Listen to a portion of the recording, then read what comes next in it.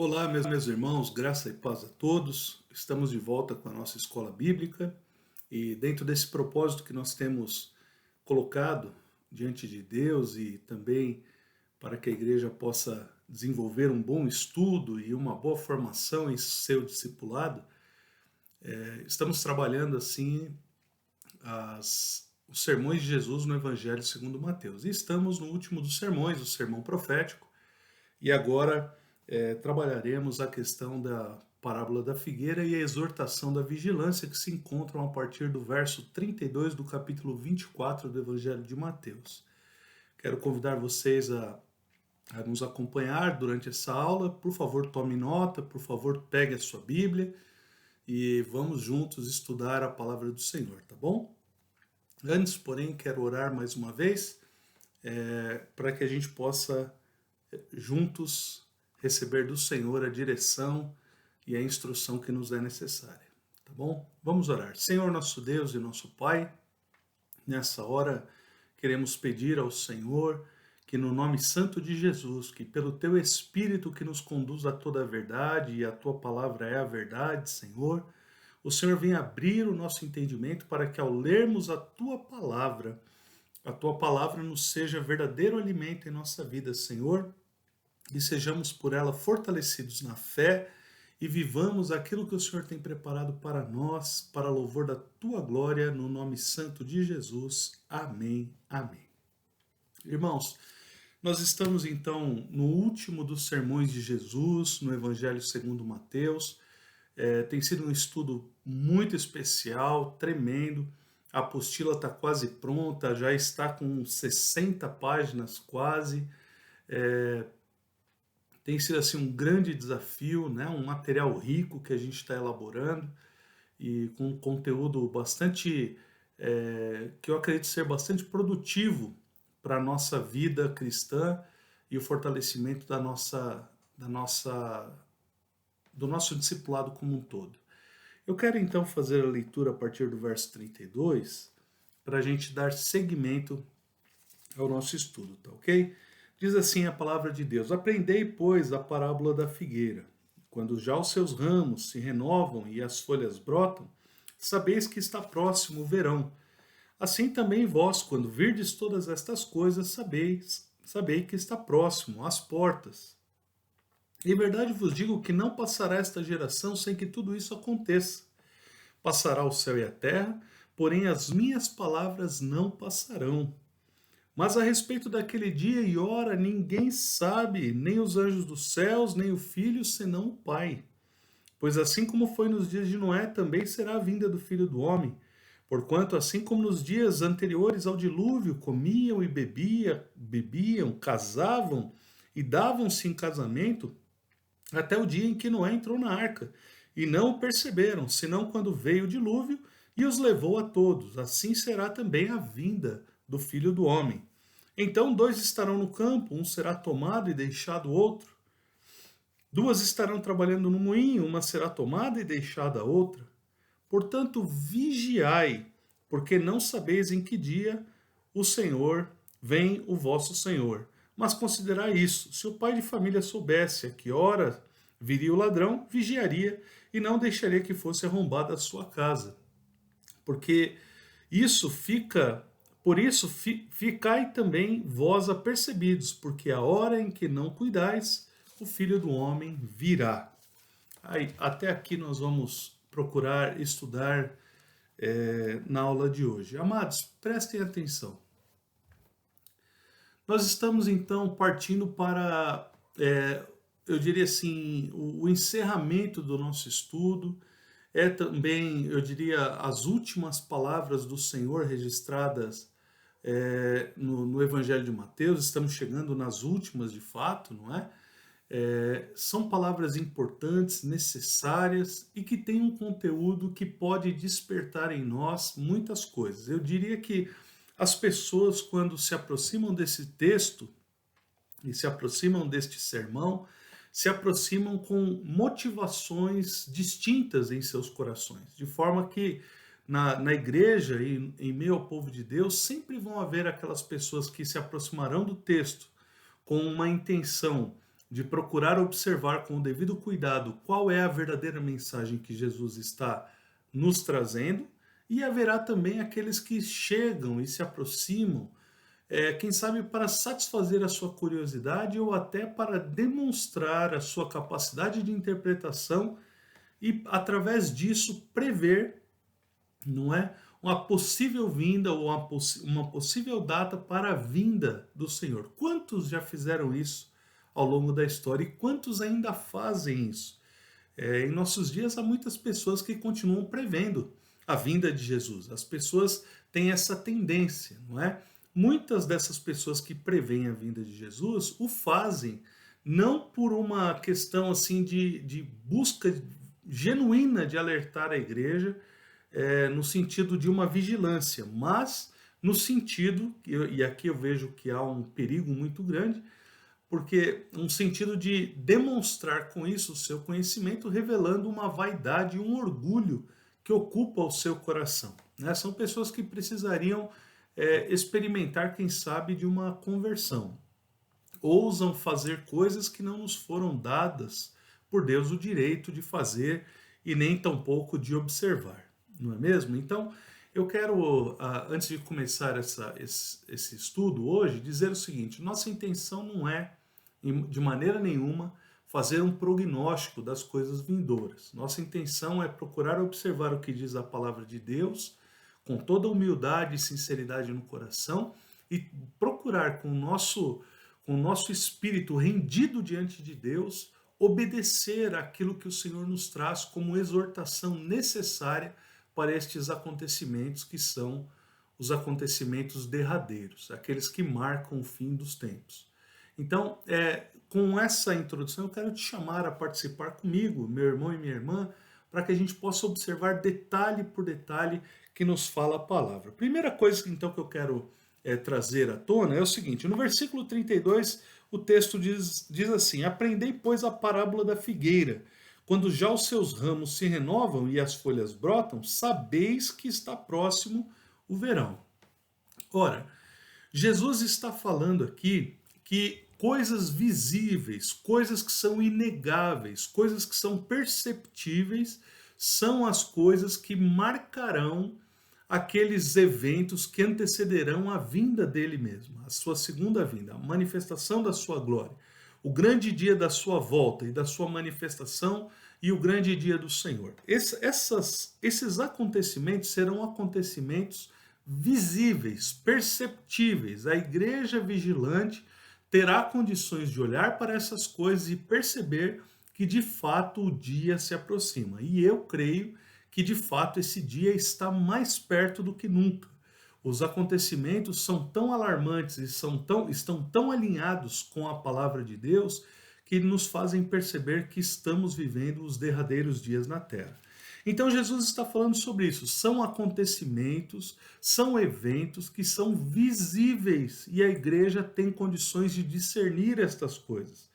E aí ele fala: assim também vós, quando virdes todas estas coisas, sabei que está próximo às portas. Ou seja, Jesus está dizendo: olha, vocês podem discernir e vocês podem saber que ele está próximo, que as coisas estão acontecendo e que estas coisas estão alinhadas com a vontade de Deus. Porém, Jesus, ele vai nos falar, por exemplo, lá no versículo 36, o seguinte: olha, mas a respeito daquele dia e hora ninguém sabe, nem os anjos dos céus, nem o Filho, senão o Pai. Essa ideia de fazermos um prognóstico, essa ideia da gente, de repente, querer estabelecer uma data para o retorno de Jesus, ainda que, né, no cenário mundial muitas vezes nós ousemos falar: olha, eu creio que vai ser em tal ano, eu creio que por volta de tal data, a gente começa a pensar esse tipo de coisa, não é? Ainda que estas coisas sejam possíveis, meus irmãos, da gente, eu diria, especular, seria uma grande tolice nós declararmos essa data como uma espécie de revelação dada por Deus aos homens, porque de fato ninguém sabe isso é do fórum íntimo da soberania de Deus e não cabe a nós e nem aos anjos querer determinar o dia e a hora da vinda do Senhor. Então, daí, amados, surge uma questão. O que então esse texto tem a nos propor? Se ele não vai nos dizer quando volta, o que ele quer nos dizer? Ora, ele está nos dizendo muita coisa, mas principalmente, a necessidade de nos atentarmos e estarmos vivendo de tal maneira que a nossa vida seja compatível com a vida dos santos que receberão o Cristo glorificado quando ele voltar. E aí Jesus ele vai falar uma coisa extremamente fascinante, magistral, no versículo 34. Ele fala assim, olha, em verdade vos digo que não passará esta geração sem que tudo isso aconteça.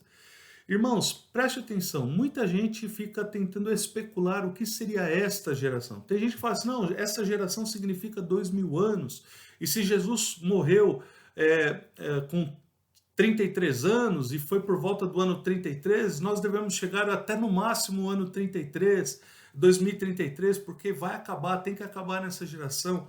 Outros dizem, não, uma geração são 70 anos após a formação do Estado de Israel. São várias as maneiras de interpretar. Outros dizem, olha, é a geração dos crentes que se espalha através dos tempos. Essa geração deve existir, os crentes devem permanecer até que estas coisas aconteçam. Não é? A igreja deve permanecer até que estas coisas aconteçam, que particularmente acho ser uma boa interpretação. Né? Agora, preste atenção, ele fala assim, ó, passará o céu e a terra, porém as minhas palavras não passarão. Jesus está nos chamando a atenção a respeito da eternidade. Ora, o céu e a terra, como hoje existem, eles estão destinados ao juízo juntamente com aqueles que não estiverem ligados a Deus, que não estiveram reconciliados com Deus por meio de Jesus.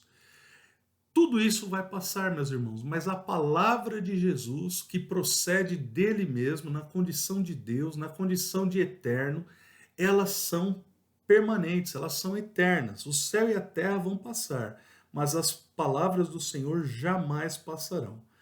Então, diante eu diria assim, deste prefácio, nós devemos assim analisar as coisas que estão diante de nós.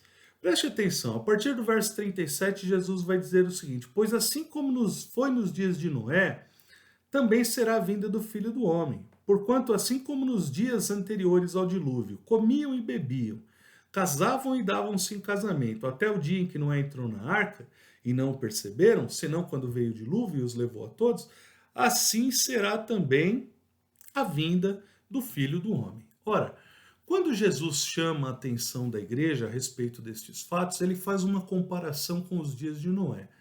Toda uma geração ignorando a ação e a atitude de Noé em relação à construção da arca. Noé estava extremamente apegado à direção que ele havia recebido de Deus e, portanto, no cumprimento do seu dever, ele o fazia na convicção de que o Senhor o havia direcionado para cumprir, não é, um propósito de construir uma grande arca. Então Noé não se desviou deste propósito. Noé, ele foi essa pessoa que foi fiel e construiu a arca conforme a direção que o próprio Deus trouxe a ele.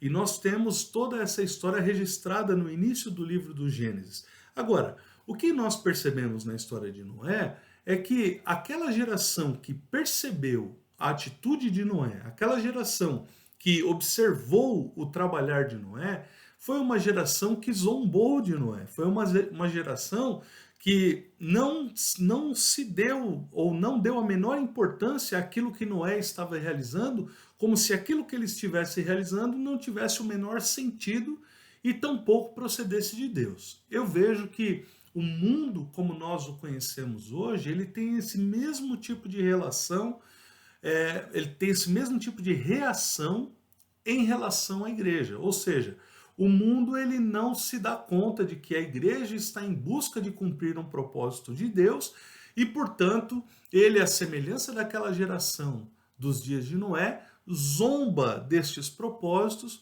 como se realmente nenhum mal fosse acontecer com ele. Então Jesus está trazendo todas essas coisas de uma forma metafórica, mas que servem, que cabem como uma luva para compreendermos os acontecimentos do fim. Então as pessoas estão, nos dias anteriores ao dilúvio, elas comiam e bebiam, casavam e davam-se em casamento, até o dia em que Noé entrou na arca. Veja, as pessoas estão tocando as suas próprias vidas da maneira como bem entendem. Elas não estão preocupadas em se voltar para Deus, não estão preocupadas em ter um relacionamento pessoal e íntimo e fiel com o seu Deus, mas elas estão vivendo a vida conforme lhe apraz. É disso que se trata o texto aqui. Então elas vivem e são direcionadas pelos seus próprios interesses, e a única pessoa a quem elas julgam não ser necessário prestar nenhum tipo de satisfação é justamente o Senhor Deus. Jesus ele está dizendo o seguinte: olha, assim como foi naqueles dias de Noé, assim vai ser também. Ou seja, amados, assim como quando veio o dilúvio e houve destruição, no dia em que o Senhor voltar, o juízo ele promoverá a destruição. Assim como o mundo sofreu e padeceu toda a devastação da natureza, né, por ocasião das águas do dilúvio, assim será também igualmente nos dias da vinda de Jesus, porém com fogo, diz a palavra de Deus, de forma que todos quantos não estiverem em Cristo serão consumidos, serão tragados. É a segunda morte. Nós já falamos um pouco sobre isso, mas o texto está nos trazendo isso novamente. Então, olha só como vai ser. Versículo 40 ele diz assim: então 2 estarão no campo, um será tomado e deixado o outro. 2 estarão trabalhando no moinho, uma será tomada e deixada a outra. Irmãos, por muito tempo, a gente acaba tendo assim uma visão equivocada a respeito dos fatos que a Bíblia narra com grande clareza. Este é um exemplo, não é? Muitas vezes a gente, com uma teologia não muito apropriada, eu diria, né? Uma teologia que está fundamentada muito mais na série Deixados para Trás do que propriamente nas Escrituras, a gente tem a impressão que vai haver sim um arrebatamento. O texto está falando não de um arrebatamento, mas preste atenção, olha, então 2 estarão no campo, um será tomado e deixado o outro. 2 estarão trabalhando no moinho, uma será tomada e deixada a outra. Mas a que se refere? Quem será tomado, né? Veja o versículo 31, diz assim, olha, voltando um pouquinho, né? Ele diz assim, ó, e ele enviará os seus anjos com grande clangor de trombeta, os quais reunirão os seus escolhidos dos 4 ventos, de uma a outra extremidade dos céus. Ou seja, o que é ser tomado nesse caso? São justamente esses que serão reunidos para entrarem no gozo eterno do Senhor. Enquanto que aqueles que ficarem padecerão juntamente com a natureza o devido juízo. É disso que se trata. Não há aqui quem sabe, um arrebatamento para uma segunda vinda e uma terceira vinda ou coisa do tipo. Não é isso. Esse ajuntamento, esse recolhimento, se a gente olhar o texto com cuidado, a gente vai compreender que se trata desse momento, desse evento, quando Jesus chega e os anjos são responsáveis por recolher o povo que está vivo, que ainda está vivendo nessa terra, e são levados à presença do Senhor, de forma que aqueles que ficam juntamente com a terra sofrerão juízo. Não é? E aí o texto fala o seguinte: portanto, vigiai, porque não sabeis em que dia vem o vosso Senhor. Então, qual é o papel da igreja? É estar pronta para que no dia em que o Senhor chegar e que os anjos de Deus vierem para nos recolher, nós sejamos por eles recolhidos para estarmos na presença do Pai. Essa é a grande questão. Então, a nossa vida, a nossa conduta, o nosso proceder, ele deve ser em conformidade com o Evangelho. A Bíblia fala: vivei, pois, de modo digno do Evangelho. Nós precisamos corresponder, amados, à grande salvação que nós temos recebido. A negligência em relação a essa salvação, numa vida dissoluta, numa vida entregue ao pecado, aos prazeres deste mundo, ela é completamente incompatível com a vida que o Senhor nos propõe a partir das Escrituras e mais precisamente a partir do Evangelho. O Evangelho de nosso Senhor Jesus Cristo nos coloca numa condição onde Ele, como Rei dos Reis e Senhor dos Senhores, nos chama para sermos seus súditos. E os súditos do Rei dos Reis não podem viver mais segundo as próprias inclinações, mas devem empenhar todos os esforços para que a vontade do Rei seja feita. Então, a vigilância aqui está na observância em fazermos aquilo que nos diz o Senhor, em estarmos vivendo apegados a Ele e obedecendo a sua santa vontade. É disso que se trata. Então, vigiai, porque não sabeis o dia em que vem o vosso Senhor. E aí ele fala assim, ó, mas considerar isso, se o pai de família soubesse a que hora viria o ladrão, vigiaria e não deixaria que a casa fosse arrombada.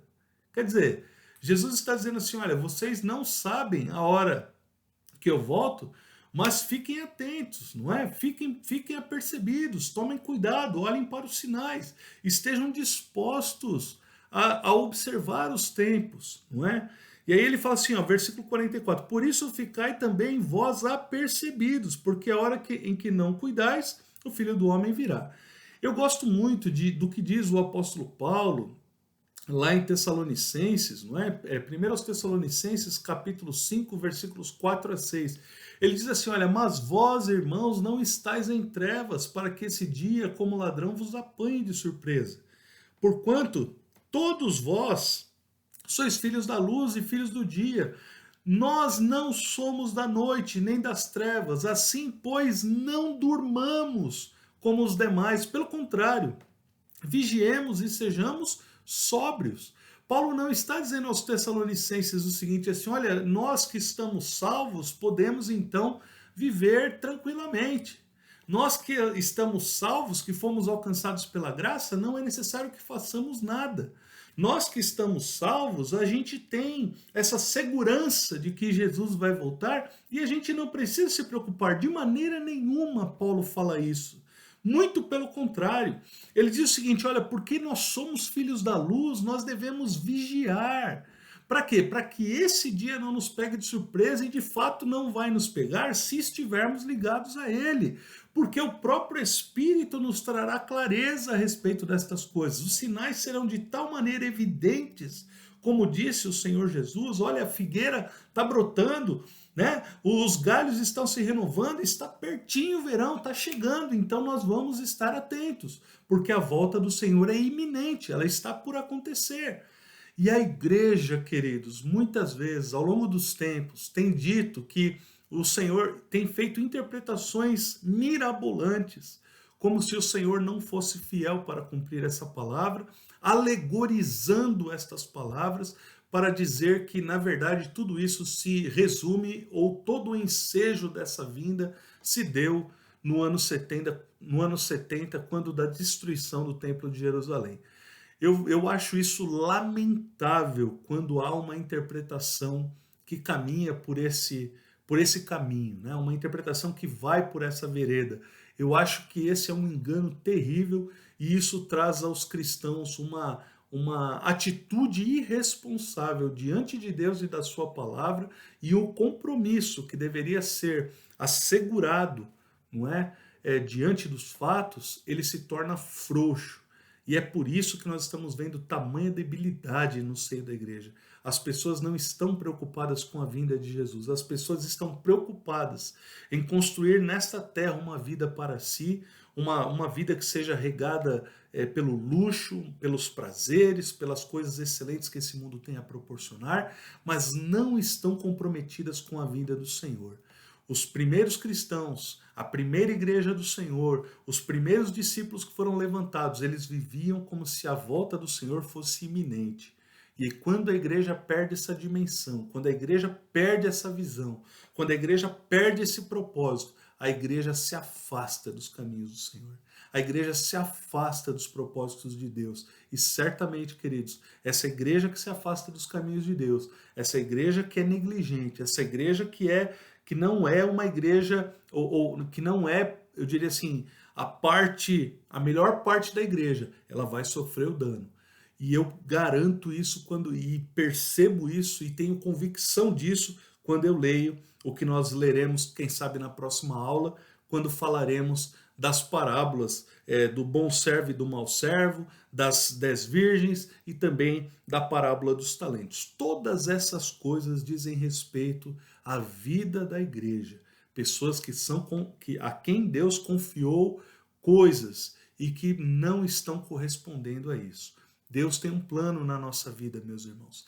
Deus quer que eu e você testemunhemos da vida de Deus em nós, de tal maneira que o nome de Jesus se faça conhecido através de nós, de tal maneira que a nossa salvação seja luz nesse mundo e a nossa vida seja sal nessa terra e as pessoas saibam que de fato nós nos encontramos com aquele que há de vir e desejem viver para ele tal qual nós vivemos.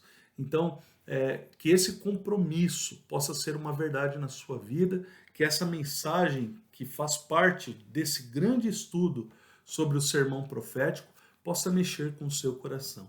Não temos a pretensão, olha, talvez você esteja dizendo, mas pastor, eu pensei que nessa aula a gente fosse ter uma ideia de quando Jesus vai voltar, e a ideia nós temos, é em breve, não é? Os sinais estão aí, meus irmãos, de todos os lados, não é? Veja, nós estamos vivendo dias onde o amor está esfriando, o amor de quase todos, amados, está esfriando. Nós temos que tomar cuidado para que o nosso coração não seja mais um nesse mundo de gente que está com o coração gélido, não é? Que vivem uma espiritualidade fajuta, que erguem os braços e choram nos templos emocionados, mas porque têm um relacionamento com um Deus que não fazem ideia de quem é. E nós precisamos nos voltar à verdade da palavra do Deus vivo e reconhecer o Cristo, o Senhor do céu e da terra, o Rei dos reis, e nos prostrar diante dele e dizer, Senhor, faz da minha vida o que tu bem queres. Me ajuda a ser um homem segundo o teu coração, uma mulher segundo o teu coração. Me ajuda a ser obediente a tudo quanto o Senhor tem determinado na minha vida, para que assim eu cumpra com a tua vontade e que a tua vontade, que é melhor que a minha, seja conhecido das pessoas que me cercam e te conheçam também, assim como eu tenho aprendido a conhecer. Sabe, irmãos, estas coisas estão faltando e estas coisas só faltam porque realmente está chegando a hora. São os ramos que se renovam, são as flores que estão brotando, é o verão que a figueira anuncia, é a volta de Jesus que está sendo anunciada por estes acontecimentos. Nunca houve tanta apostasia, nunca houve tanto engano, nunca houveram tantos falsos profetas se levantando em tantos e tantos lugares. Homens mentirosos, enganadores, amantes de si mesmos, depravados, pessoas cujas mentes estão cauterizadas pelo diabo. Irmãos, nós precisamos nos levantar e acordar, porque os tempos são difíceis. E o sermão que nós estamos estudando e que acabamos de verificar esse trecho agora, ele nos traz todas essas coisas como sinais daquilo que haverá de vir. Então, Jesus está às portas. Fique atento, vigie. Como está a tua vida, meu irmão? Como você tem se comportado? Você precisa perdoar? Perdoe. Você precisa se reconciliar com alguém? Busque reconciliação.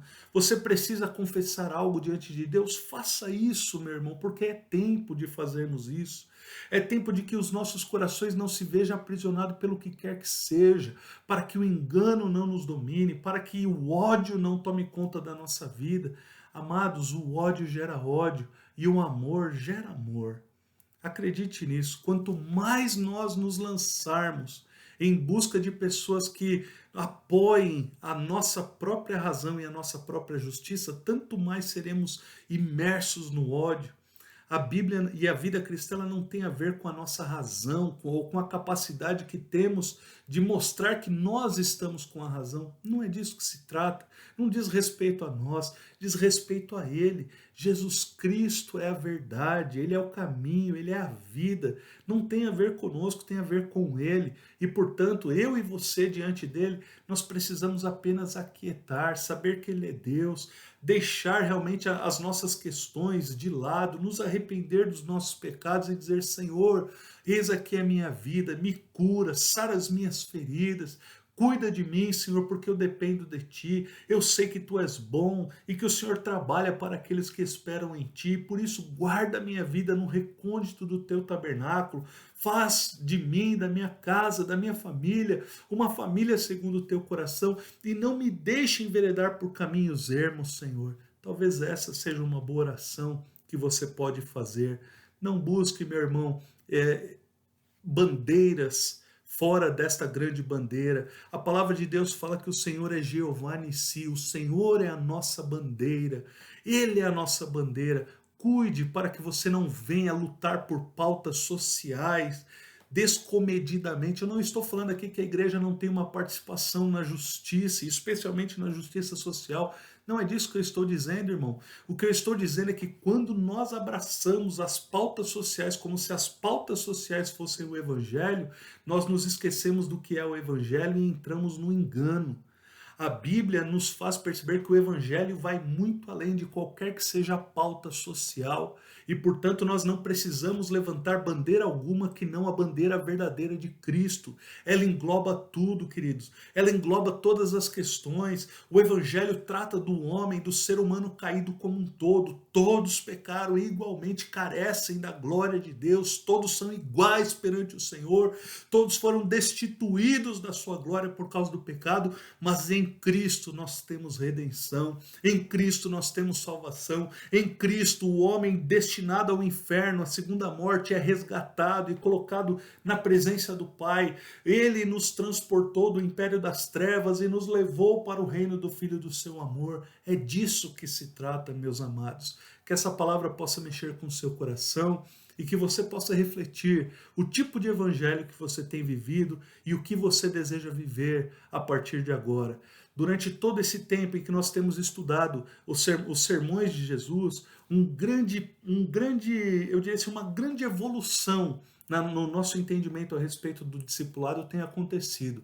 Queridos, voltem atrás, comecem lá da aula 1 e procure estudar aula após aula, cada porção maravilhosa que nós temos assim procurado observar, porções da palavra que são riquíssimas e que nós temos assim com todo o amor tentado e procurado diante de Deus explicar.